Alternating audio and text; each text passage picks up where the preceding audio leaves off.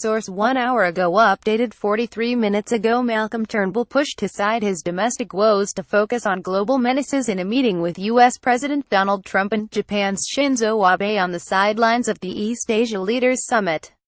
Rather than flailing leadership into parliamentary crisis at home, the Prime Minister focused on the threat of nuclear war from North Korea and Islamic State militants trying to gain a foothold in the region, as well as the risk of foreign fighters returning from Iraq and Syria.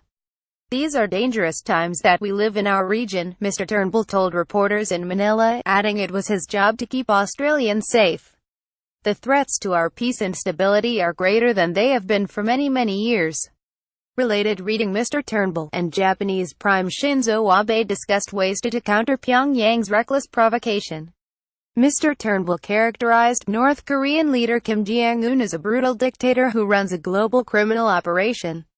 "The key method to bring him to his senses is economic pressure," Mr. Turnbull said.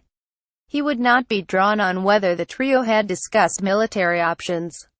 The Prime Minister also had a brief pull-aside chat with Chinese Premier Li Keqiang and acknowledged China's efforts to rein in the reclusive state while emphasizing Beijing was equally frustrated with North Korea's conduct. The Prime Minister is due for a one-on-one catch-up with Mr. Trump on Monday evening.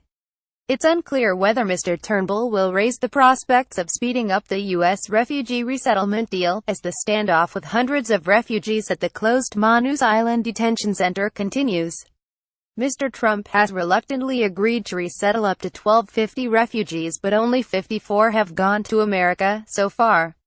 New Zealand's leader Jacinda Ardern has been hoping to gain Mr. Turnbull's ear at the summit to express her grave concerns about the treatment of refugees on Manus and reiterate NZ's offer to take 150 refugees. In a separate bilateral meeting, Mr. Abe and Mr. Turnbull discussed their mutual disappointments over Canada's decision to throw a spanner in the works on reviving the Trans-Pacific Partnership Trade Pact. Meanwhile, Mr. Turnbull confirmed had discussed the Philippines' war on drugs with firebrand President Rodrigo Duterte overnight. Since July 2016, there's been an estimate 12,000 extrajudicial killings. Mr. Duterte told him the leadership of campaign was being taken over by a drug enforcement agency.